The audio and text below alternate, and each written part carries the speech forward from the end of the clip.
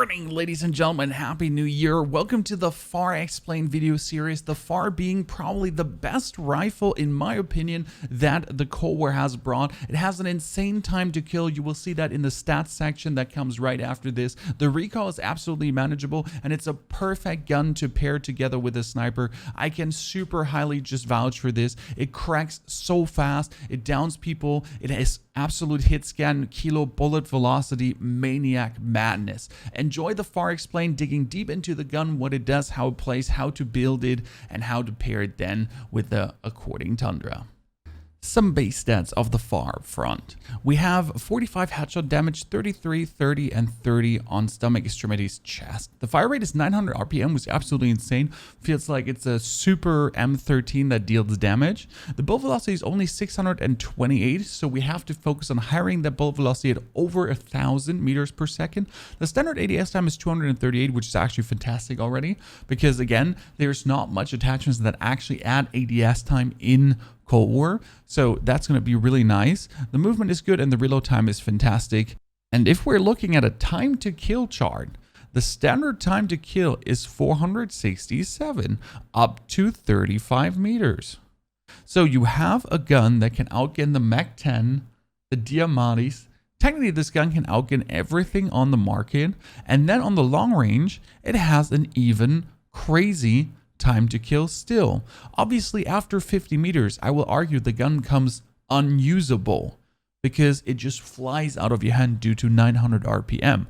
But being a sniper support gun and being able to clap close quarter combats, the FFAR seems absolutely a dominant force on the battlegrounds. Okay, base FFAR recoil. We have 50 round mag on there to emphasize it, and the agency suppressor to not get killed by Plunder Jimmy.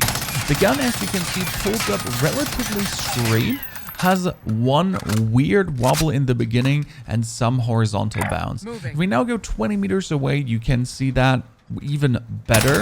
Like, the shooting behavior is the same, so you always have this one weird, but you really have the horizontal bounce. And we all know what that yells for. On the FFAR, if you're not playing the field agent grip, you're scuffed.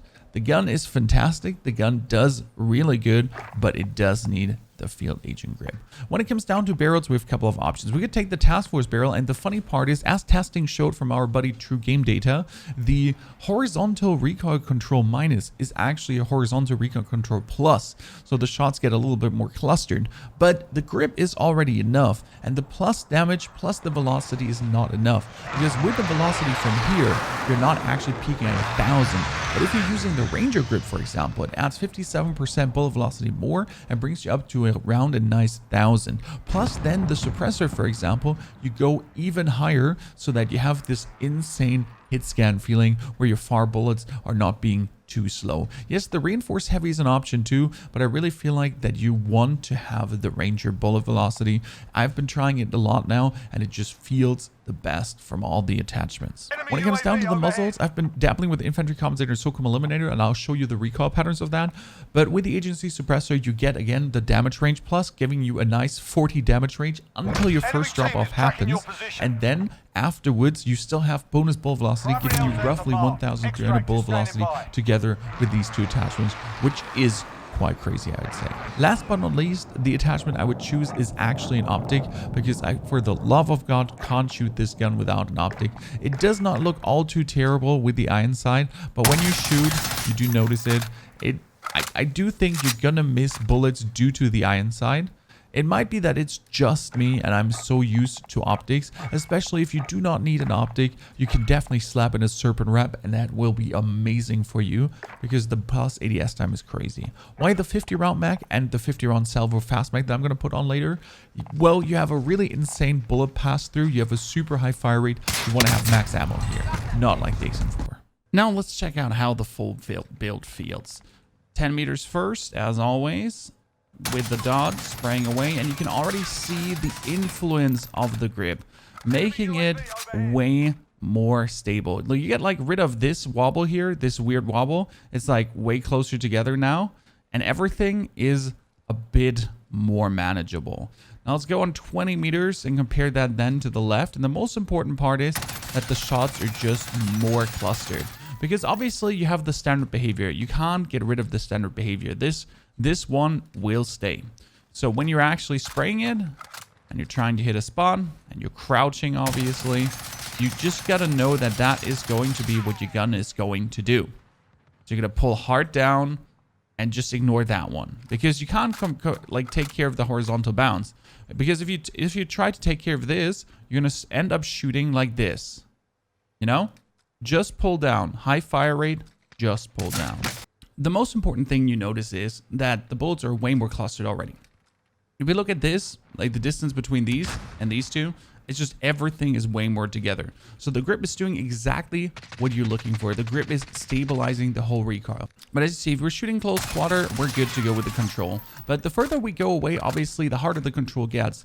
That's also the reason why I'm saying the FAR is a sniper support gun, because you just can't really control what the FAR is putting down on the long ranges. But now let's see, with the insane vert recoil, with the eliminators and the compensators and everything actually help, or do we really need the bullet velocity?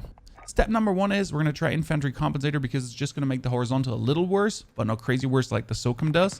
So Infantry first. Let's check out the Infantry Compensator and see if it actually makes everything worse or better. Handleable, or the horizontal bounce ruins everything.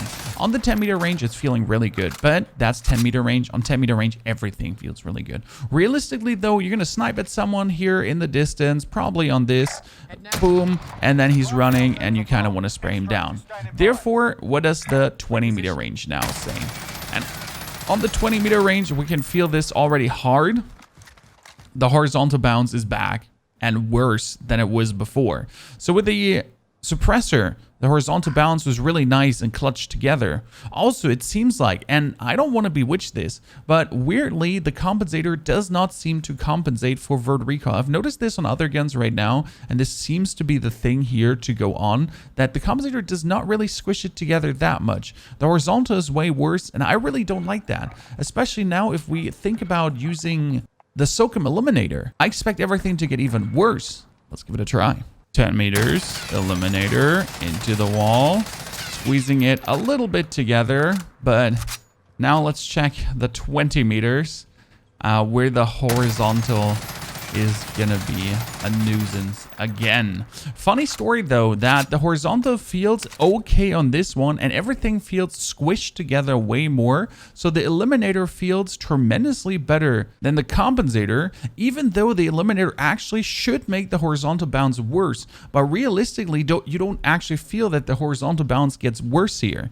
So this is kind of like what fits to my gameplay. Before doing these spray experiments, I've been playing the Eliminator a lot and not the Suppressor. And I felt that the Eliminator was really good, and it felt super nice. The Compensator felt odd for some reason on many guns right now. The Eliminator doesn't necessarily seem to do what it says it does. I mean, these feel the same, but if you look at the difference of these two here right now, the Eliminator just feels tremendously better for me personally. So I do really like the Eliminator, but I think the Suppressor is actually the better option, because with only 984 bullet velocity or 1,000 meters per second bullet velocity you get without the Suppressor, you sometimes feel like that these 50-meter shots, your bullets are lagging behind. So with the Suppressor, you're definitely going to be better off sticking to the target. With the Compensator, if you really have problem with the high super gun pulling away recoil, you're definitely going to be better on staying vertically on the target. Now let's look at the final build. I'll load out and draw summary and verdict. So again, what we have here is Microflex LED Stanak 50 round going for the self-fast round in the end. Field agent grip needed. Ranger foregrip because maximum bullet velocity that we want to have to get together with the agency suppressor over 1,000, 1,200 plus, where you're just going for this hit scan bullet velocity. What do we pair this gun with though? Surprisingly, yes guys, we're still a Tundra gamer. I'm still loving the Tundra. It's so much fun to play. Still don't have the suppressor unlocked, but with the Comet Recon Barrel, Infiltrator grip, Fast Mag, and SRS Jungle grip, the gun just feels absolutely amazing. I feel like I can challenge everything. I'm not scared by DMRs. I'm not scared by Type 63s. Obviously, you're going to be smart about your peeking. And I think the most important part right now is, as these guns are bugged, just use the bug you have to. The Vulture custom zoom and also the last unlockable 20 times zoom scope that the sniper have, they do not glint. Which means that if you're actually fighting the overpowered DMR-14 with their headshot damage and you're using a sniper and you want to wiggle peek, well, you could actually not glint, which is kind of broken. But then again, if other people play the broken guns, I guess, abuse the non-glinting thing too, especially if you have a 20 times zoom scope to just clap their butt cheeks really hard. Enjoy this absolutely amazing loadout. I think the FFAR is one of the best rifles that the Cold War actually does have to offer. It's an absolute butt cheeks clapper. It's going wild left and right. I felt like I can outgun everything close quarter combat, mid-range. Long range, obviously not. That's what I have my sniper rifle for. I wish you all a fantastic good day, a happy new year. 2021 started. Thanks for supporting me so much in 2020. I can't wait to see what 2021 now has to offer, where we can actually go with this channel. I think 100K should be possible in subscribers, but who knows? Don't make big plans, just make good content, I would say. Thank you for supporting so much. Don't forget Twitch TV Ponyhof, also live streaming there every single day, 8 a.m. to 4 p.m. German times.